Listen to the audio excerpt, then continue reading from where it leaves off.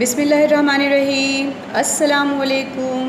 Dear students, you are very well aware of the prevailing situation created due to COVID, which all of us are facing.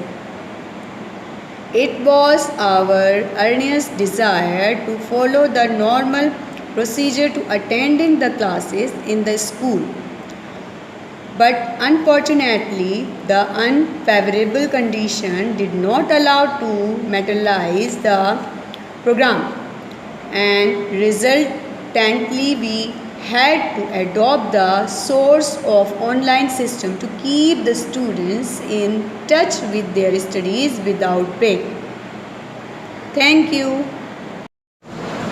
بسم اللہ الرحمن الرحیم. السلام علیکم. Welcome to online class in Metropolitan Foundation School. My name is Rosina Rafiq and I will teach you Islamiyat for class 6. بیٹا جیسے کہ آپ کو پتہ ہی ہے کہ آج کل ہم اور آپ جس کنڈیشن کو فیس کر رہے ہیں وہ ہے کووڈ. اچھا، کووڈ کو مد نظر رکھتے ہوئے ہم نے بہت سارے انتظامات کیے تھے اپنے اسکول میں، اپنے ایجوکیشن کے تمام مراحل کو کامیاب بنانے کے لیے، کہ ہم نے SOPs کا خیال رکھتے ہوئے اپنے آپ کو ویکسینیشن بھی لگوا لی، سارے کام کر لیے، لیکن حکومت کی جانب سے پرمیشن نہ ملنے کی وجہ سے ہم اس مرحلے کو اسٹارٹ نہیں کر سکے.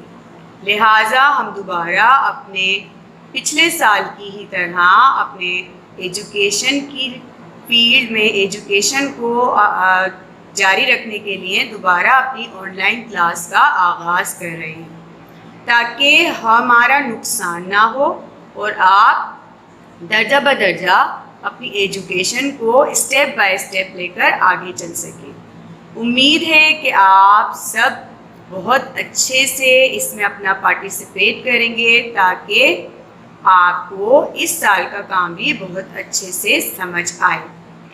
اچھا بیٹا، 6 کلاس میں کلاس ششم کے لیے ہماری جو کتاب جو ہماری چلتی ہے وہ ہے آفاق سن سیریز کا نیا ایڈیشن ہے. یہ نام ہے اس کتاب کا مطالعہ اسلام.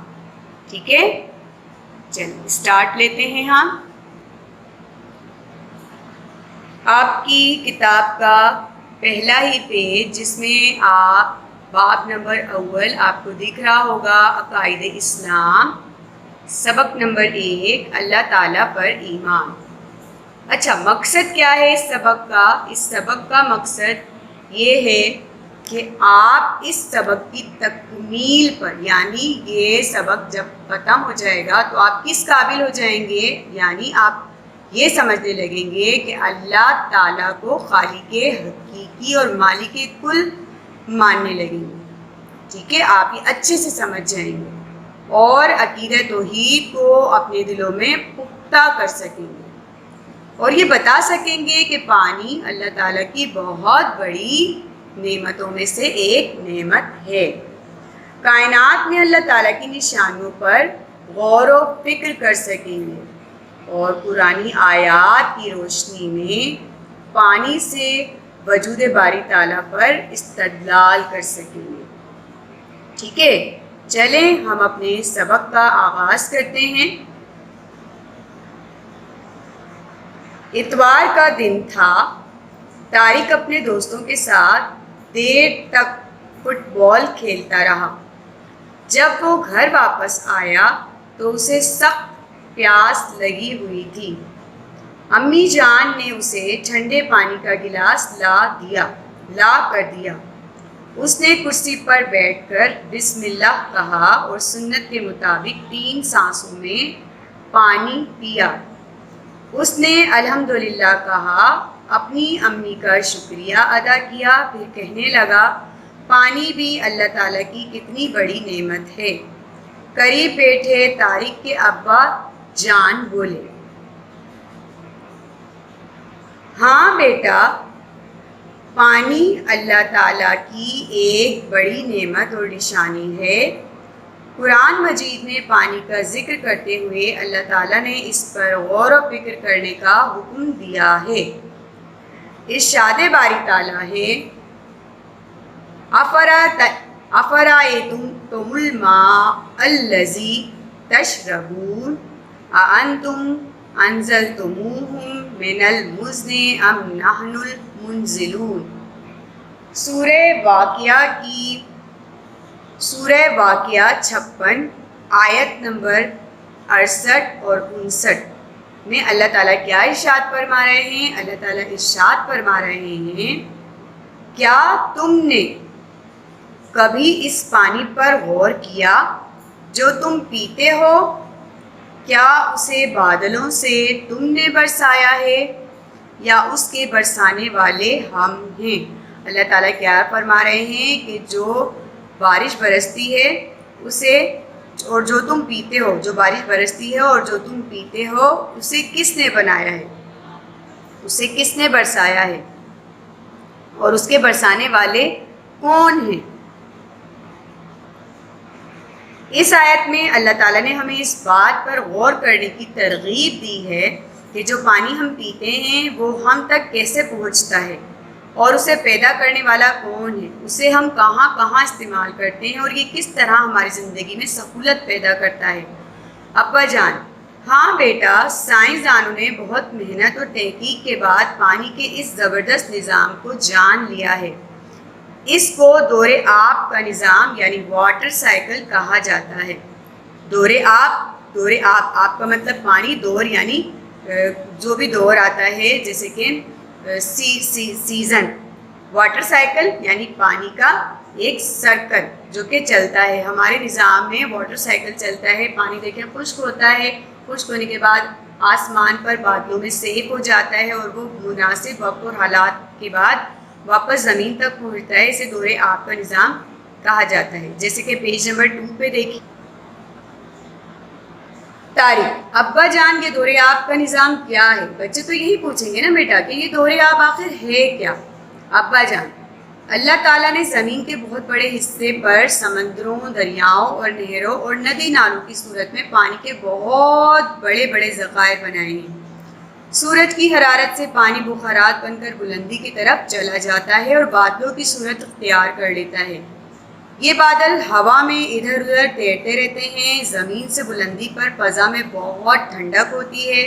جب بادل کسی زیادہ ٹھنڈی جگہ پر پہنچتے ہیں تو ان میں موجود ٹھنڈے پانی کے ننھے قطرے ٹھنڈے ہو کر ایک دوسرے میں مل جاتے ہیں۔ اس طرح یہ بڑے قطروں کی صورت اختیار کرنا شروع کر دیتے ہیں۔ پھر جب یہ قطرے ہوا سے زیادہ وزنی ہو جاتے ہیں تو بارش کی صورت میں زمین پر برسنے لگتے ہیں۔ بارش کا کچھ پانی زمین کے اندر جذب ہو جاتا ہے اور کچھ ندی نالوں اور دریاؤں میں سے ہوتا ہوا سمندر میں واپس چلا جاتا ہے۔ زمین میں جذب شدہ پانی کو انسان مختلف طریقوں سے نکال کر استعمال کر لیتے ہیں۔ آپ نے دیکھا ہوگا بورنگ ہوتی ہے اور ہم اپنے گھروں میں جو پانی استعمال کرتے ہیں اسے ہم یوز کر لیتے ہیں۔ جیسے کہ دیکھیں پیج نمبر 2 پہ ہی آپ کو چارٹ دکھ رہا ہوگا۔ اس سے بہت آسانی سے آپ سمجھ جائیں گے اور آپ کو سمجھنے میں بہت زیادہ آسانی ہوگی کہ دیکھیے پانی کا ذخیرہ، یہ ذخیرہ کسی بھی صورت میں ہو سکتا ہے، دریا، سمندر، تالاب، جھیل، کچھ بھی ہو سکتا ہے۔ اب یہ دیکھیں سن کی ریز جو ہیں وہ اس پانی پر پڑ رہی ہیں اور اس پانی کے ذریعے سے یہ دیکھیں یہ ایرو بن رہا ہے۔ کیا ہو رہا ہے؟ یہ پانی یہاں سے ایواپوریٹ ہو رہا ہے۔ سورج کی گرمی سے پانی کا بخارات بنا ایواپوریشن کہلاتا ہے۔ یعنی یہاں سے پانی بخارات کی شکل میں یہاں آ رہا ہے اور پھر یہاں سے یہ بادل بن کے یہاں پہ اسٹور ہو جاتا ہے۔ ٹھیک ہے، بخارات کا بادلوں کی صورت اختیار کرنا یعنی یہاں پہ یہ اسٹور ہو جاتا ہے۔ پھر بادل کیا کرتے ہیں؟ بادلوں کا ہوا میں سفر، یہاں سے ہوا میں سفر ہوتا ہے اور ایک بڑے پیمانے پر جب ان بادل ہوا سے ہلکے ہو جاتے ہیں تو پھر کیا ہوتا ہے؟ وہ بارش بن کر بارش کی صورت میں واپس زمین پر آ جاتا ہے۔ اب یہ بارش کہیں بھی ہو سکتی ہے، پہاڑوں میں، گارڈن میں، مختلف مقامات پر، کہیں بھی۔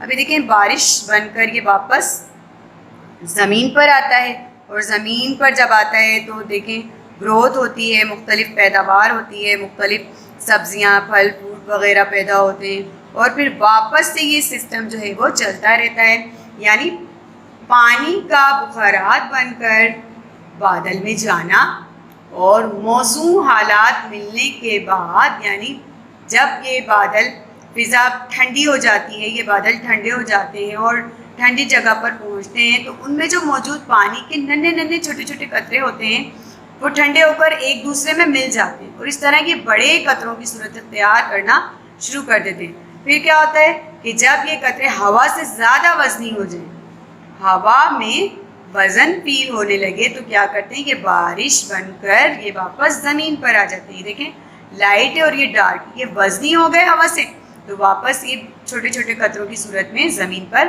بارش بن کے آ جاتا ہے۔ یہ سرکل ہے، یہ سائیکل ہے جو کہ چلتا آ رہا ہے، اللہ تعالیٰ کا نظام ہے، اور اس پورے نظام کو کیا کہتے ہیں، واٹر سائیکل کہتے ہیں۔ اس پورے نظام کو کیا کہتے ہیں، اس پورے نظام کو دورے آب کا نظام کہتے ہیں اور واٹر سائیکل کہتے ہیں۔ ٹھیک ہے، دورے آب کہہ لیں یا واٹر سائیکل کہہ لیں۔ اس میں کیا کیا چیزیں امپورٹنٹ ہیں، پانی جو کہ دریا، سمندر، تالاب، جھیل کی صورت میں، سن جو کہ بہت ہی امپورٹنٹ ہے، اس کے بغیر تو ایواپوریشن کا ورک ہمارا چلے گا ہی نہیں۔ ٹھیک ہے، اور پھر بادلوں کا وزنی ہونا اور واپس سے زمین پر آ کر گرنا، تو یہ پورا سسٹم جو ہے ہمارا کیا کہلاتا ہے، واٹر سائیکل کہلاتا ہے۔ قرآن مجید میں بھی بارش کے اس نظام کا ذکر کیا گیا ہے اور اسے رحمت قرار دیا گیا ہے۔ سورہ اعراف میں اللہ تعالیٰ فرماتے ہیں، ترجمہ، اور وہی ہے جو ہواؤں کو اپنی رحمت کیا مطلب بارش کے آگے آگے خوشخبری لیے ہوئے بھیجتا ہے، پھر جب وہ ہوائیں بھاری بادلوں کو اٹھا لیتی ہیں تو ان بادلوں کو مردہ یعنی خشک زمین کی طرف بھیج دیتا ہے اور وہاں بارش برسا کر طرح طرح کے پھل نکال لیتا ہے۔ تاریخ ابا جان، اس آیات میں تو اللہ تعالیٰ نے ہمیں بارش کا سارا نظام واضح طور پر بتا دیا۔ دیکھیں پورا کا پورا نظام بتایا ہے اللہ تعالیٰ نے۔ ابا جان، جی ہاں بیٹا، اللہ تعالیٰ کائنات کا خالق ہے۔ بے شک کائنات بنانے والا کون ہے، صرف اور صرف اللہ تعالیٰ، اور کائنات اور اس میں پائی جانے والی تمام مخلوقات کے بارے میں پورا علم رکھتا ہے۔ کائنات کی کوئی چیز اس کی نگاہوں سے مخفی نہیں، مخفی مینس چھپی ہوئی۔ بارش اسی کے حکم سے برستی ہے اور اسی کے حکم سے ہوائیں بھاری بادلوں کو اٹھا کر فضا میں ادھر سے ادھر لے جاتی ہیں۔ وہ کائنات کا مدبر و منتظم اور مالک ہے، بنانے والا۔ ٹھیک ہے، ان سب کے میننگ یہی آ جاتے ہیں۔ وہ یہ سارے کام کسی کی مدد کے بغیر کرتا ہے، کوئی بھی اس کے شریک نہیں ہے، وہ اکیلا ہے، یکتا ہے، اور سارے کے سارے کام وہ اس کی اپنی ہی مدد سے صرف واحد اکیلا ہی سارے کام کرتا ہے، اور سب اس کے محتاج ہیں، وہ کسی کا بھی محتاج نہیں، اکیلا واحد وہ خود ہی یہ سارے کام کرتا ہے، کوئی بھی اس کا ہمسر نہیں ہے، وہ اکیلا ہی سارے کام سر انجام دیتا ہے۔ اچھا، اس کا کوئی شریک نہیں۔ اس کی ذات پر ایمان رکھنا دین اسلام کی اولین تعلیم ہے۔ تاریخ اللہ تعالیٰ پر ایمان لانے سے کیا مراد ہے؟ ابا جان، ایمان کے معنی یقین کے ہیں۔ اللہ تعالیٰ پر ایمان رکھنے کا مطلب یہ ہے کہ اللہ تعالیٰ کی ذات کو سچے دل سے مانا جائے اور اس پر پختہ یقین رکھا جائے۔ پختہ مطلب پکا۔ ٹھیک ہے، کلمہ شہادت کے پہلے حصے میں اسی بات کی گواہی دیتے ہیں کہ اللہ کے سوا کوئی عبادت کے لائق نہیں، وہ ایک ہے، اس کا کوئی شریک نہیں۔ یہ دیکھیں، یہ پورا کلمہ طیبہ کا ترجمہ ہے۔ یہ یاد کیجیے گا، میں آپ کو جو چھوٹے چھوٹے سے ٹیسٹ دوں گی اس میں اس کا ترجمہ آپ سے پوچھوں گی۔ اللہ کے سوا کوئی عبادت کے لائق نہیں، وہ ایک ہے، اس کا کوئی شریک نہیں۔ یہ دین اسلام کا سب سے پہلا اور بنیادی عقیدہ ہے۔ دین کی اصلاح میں اس کو عقیدہ توحید کہتے ہیں۔ عقیدہ توحید کسے کہتے ہیں؟ عقیدہ توحید اللہ کو ایک ماننے کو کہتے ہیں۔ تاریخ توحید سے کیا مراد ہے؟ ابا جان، توحید کا مطلب یہ ہے کہ اس بات پر یقین رکھا جائے کہ اللہ تعالیٰ کا کوئی بھی شریک نہیں ہے، کائنات میں کوئی اس کی برابری کرنے والا نہیں ہے، صرف اسی کی عبادت کرنی چاہیے اور اسی سے مدد مانگنا چاہیے۔ عقیدہ توحید سے انسان کے فکر و عمل اور شخصیت میں نمایاں تبدیلیاں رونما ہوتی ہیں۔ یہ انسان میں عجز و انکساری، پرہیزگاری، وسعت نظر پیدا کرتا ہے۔ یعنی عقیدہ توحید سے کیا ہوتا ہے؟ انسان فکر و عمل یعنی اس کے غور و فکر کرنے کی جو صلاحیت ہوتی ہے اس میں تبدیلی آ جاتی ہے، اس میں انکساری، پرہیزگاری اور وسعت نظری جو ہے وہ پیدا ہو جاتی ہے۔ یہ انسان کے دل میں اطمینان اور سکون کی کیفیت پیدا کرتا ہے۔ جب ہمارا عقیدہ اللہ پر پکا ہو جائے تو کیا ہوتا ہے؟ ہمارا دل سکون میں ہو جاتا ہے، ہمارا دل اطمینان میں ہو جاتا ہے کہ جو کچھ کرے گا اللہ تعالیٰ وہ ہمارے حق میں بہتر ہوگا۔ عقیدہ توحید کو دل میں پختہ کرنے سے انسان میں استقامت، بہادری کا جذبہ پیدا ہوتا ہے۔ استقامت بھی آ جاتی ہے اور بہادری بھی پیدا ہو جاتی ہے اس کی شخصیت میں، اور وہ صرف اللہ تعالیٰ ہی سے ڈرتا ہے۔ ہمیں چاہیے کہ ہم اپنے دلوں میں عقیدہ توحید کو پختہ کریں، کیونکہ یہی دین اسلام کی بنیاد اور حقیقی کامیابی کا ذریعہ ہے۔ ٹھیک ہے، یہ ہم نے پورے چیپٹر کو ریڈ کر لیا، یقیناً آپ کو سمجھ آیا ہوگا۔ اس چیپٹر میں ہم نے سب سے پہلے کیا پڑھا؟ ہم نے سب سے پہلے پڑھا اس میں کہ پانی کیوں ضروری ہے، پانی ہماری زندگی میں کیا اہمیت رکھتا ہے، پانی کے بغیر ہم کوئی کام سر انجام نہیں دے سکتے۔ پینے کے لیے، کپڑے دھونے کے لیے، اپنی پرہیزگاری کو قائم رکھنے کے لیے، ہر چیز کے لیے پانی کی ضرورت ہے۔ اس میں ہم نے کیسے معلوم کیا کہ اللہ تعالیٰ اس نظام کو کیسے چلا رہا ہے؟ اس نظام کا نام سائنسدانوں نے کیا رکھا ہے؟ دور آب کا نظام، یعنی واٹر سائیکل۔ اچھا، پانی کن دو چیزوں سے مل کر بنتا ہے؟ پانی دو چیزوں سے مل کر بنتا ہے، دو چیزوں کا مرکب ہے، مجموعہ ہے، دو گیسز کا مجموعہ ہے۔ ایک ہے ہماری آکسیجن اور دوسری ہے ہائیڈروجن۔ پانی دو چیزوں کا مرکب ہے، ایک ہے آکسیجن اور دوسری ہے ہماری ہائیڈروجن۔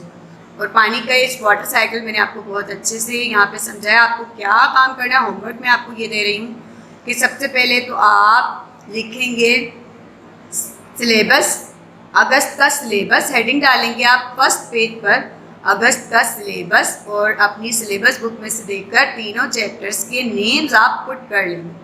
ٹھیک ہے، تینوں چیپٹرز کے جب نیم آپ پٹ کر لیں گے تو آپ بالکل فرسٹ پیج پر آپ یہ دور آب کا نظام کلرز پینسل سے اپنی کاپی میں بنائیں گے۔ ٹھیک ہے، جب آپ یہ دور آب کا نظام اچھے سے بنا لیں گے، یہاں پہ دیکھیں پانی بنائیے گا، یہاں پہ درخت، پہاڑ، یہ سارا سبزہ بنائیے گا، بہت خوبصورت سے یہاں پہ سن بنائیے گا، سن ریز دکھائیے گا کہ پانی پر آ رہی ہیں۔ ٹھیک ہے، یہاں پہ آپ سن ریز دکھائیے گا، اور پھر یہاں سے ریز اوپر جا رہی ہیں، یہ ایواپوریشن کا عمل، کنڈینشن کا عمل، یہ سارے پروسیس آپ بطور خاص سیم ایز اٹ از اسی طرح بنائیے گا۔ اور یہ بنانے کے بعد آپ پھر اپنی ایکسرسائز شروع کریں گے۔ یعنی فرسٹ آف آل آپ کیا کریں گے؟ آپ فرسٹ آف آل سب سے پہلے آپ یہ دور آب کا نظام، اس کی پک بنائیں گے آپ بہت اچھی سی، بہت پیاری سی، اور اس کے میں آپ کو مارکس دوں گی۔ ٹھیک ہے، جب کاپی چیکنگ کے لیے آئے گی تو میں اس کے آپ کو مارکس دوں گی۔ پھر آ جائیے آپ صفحہ نمبر 4 پر، نمبر 1 تفہیم، سرگرمی تفہیم، سوال نمبر 1 درست بیان پر ٹک لگائیے۔ طارق نے بسم اللہ کہہ کر سنت کے مطابق پانی پیا، ایک سانس میں، 2 سانسوں میں، 3 سانسوں میں یا 5 سانسوں میں؟ 3 سانسوں پر ٹک کریں گے آپ۔ بے، اللہ تعالیٰ نے ہمیں پانی مہیا کرنے کے لیے جو نظام بنایا ہے اسے کیا کہا جاتا ہے؟ دور آب کا نظام، بادلوں کا نظام، ہواؤں کا نظام یا موسموں کی تبدیلی کا نظام؟ دور آب کا نظام پہ ٹک کریں گے۔